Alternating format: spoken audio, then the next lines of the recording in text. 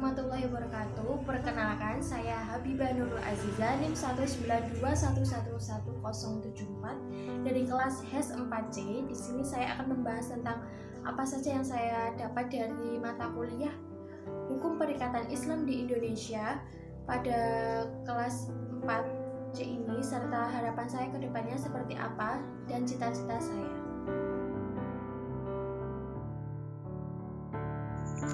Baik, langsung saja saya akan menyampaikan hasil general review materi hukum perikatan Islam di Indonesia yang telah saya dapat di semester 4 ini. Pada bab pertama yaitu membahas tentang orientasi umum dan materi pengertian HPI, alasan diajarkan dan sumber-sumber hukum perikatan Islam. Menurut terminologi, perikatan merupakan suatu hubungan hukum yang bersifat harta kekayaan antara sejumlah terbatas subjek hukum, dan ada pula ciri-ciri perikatan tersendiri serta unsur-unsur perikatan seperti meliputi hubungan hukum, kekayaan, pihak-pihak, dan prestasi. Pada bab kedua yaitu dasar berlakunya hukum HPI. Yang pertama yaitu akidah, yakni keyakinan. Yang kedua yaitu syariah. Dan kedudukan serta membahas tentang kedudukan perikatan Islam di Indonesia setelah merdeka. Pada bab ketiga yaitu membahas tentang karakteristik hukum perikatan Islam, serta berisi tentang aspek-aspek hukum Islam, yakni hukum ibadah, hukum keluarga, muamalah, tata negara dan tata pemerintahan, pidana antar negara, dan sopan santun, serta membahas tentang asas sendiri, yakni dasar atau sesuatu yang menjadi tumpuan berpikir atau berpendapat. Dan pada bab keempat yaitu membahas tentang pengertian unsur-unsur rukun, syarat, dan akad pengertian. Alasan Huri sendiri menjelaskan bahwa perikatan ijab dan qabul yang dibenarkan syarat yang menetapkan kerelaan kedua belah pihak, serta ada membahas rukun akad, unsur akad, serta subjek perikatan. Subjek perikatan sendiri terdiri dari dua, yaitu manusia dan badan hukum, serta syarat sah akad. Pada bab kelima yaitu membahas tentang bentuk-bentuk perikatan dalam kegiatan usaha satu, ini pertukaran dan kerjasama. Membahas tentang bentuk-bentuk pertukaran, bentuk akad dasar kegiatan usaha dibagi menjadi tiga, yakni pertukaran, kerjasama, dan pemberian kepercayaan, serta membahas tentang rukun dan syarat-syarat dan tukar-menukar barang.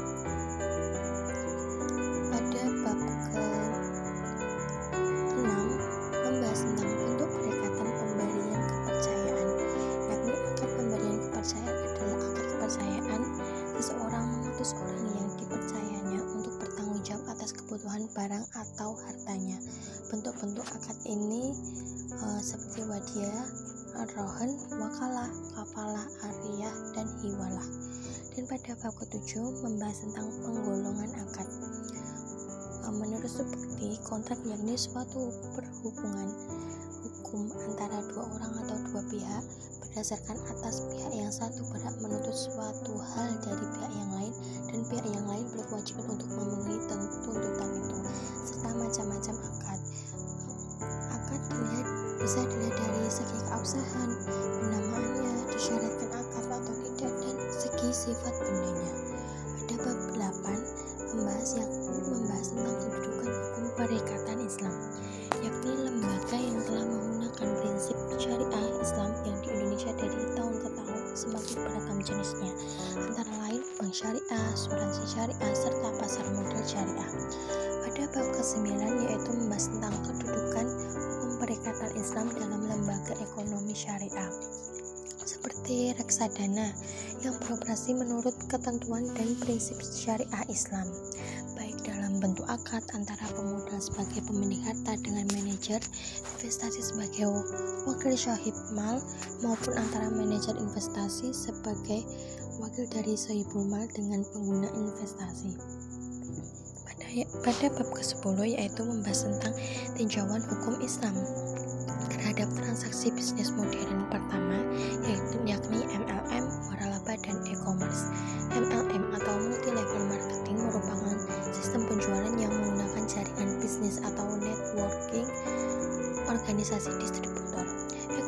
menurut kacamata fikih kontemporer sebenarnya alat, media, atau metode teknis yang dalam kaidah syariah bersifat fleksibel, dinamis, dan variabel, serta waralaba atau franchise dalam pengertian hukum bisnis adalah izin dagang dengan menggunakan cap tertentu atau merek, dan terhadap penggunaan cap atau merek tersebut ada kewajiban untuk membayar royalti.